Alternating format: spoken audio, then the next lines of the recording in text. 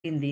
అక్కడున్న పంతులు గారు విష్ణు శర్మ అనే పంతులు గారు, మీరు గుడిలోనికి రావద్దని వారిని బయటకి పంపించడం జరిగింది.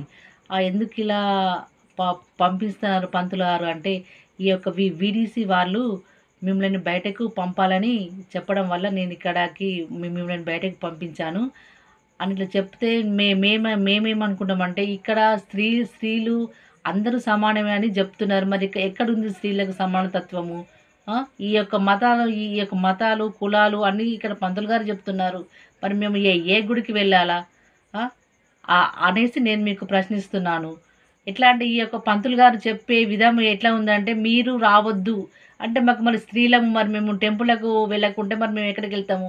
ఈ యొక్క పండగ సందర్భంగా మేము ఇట్లా కుంకుమార్చన పూజకని వెళ్తుంటే పంతులు మీరు వద్దు ఇందులోకి అని చెప్పడం ఇది ఎంతవరకు సమంజసము అని నేను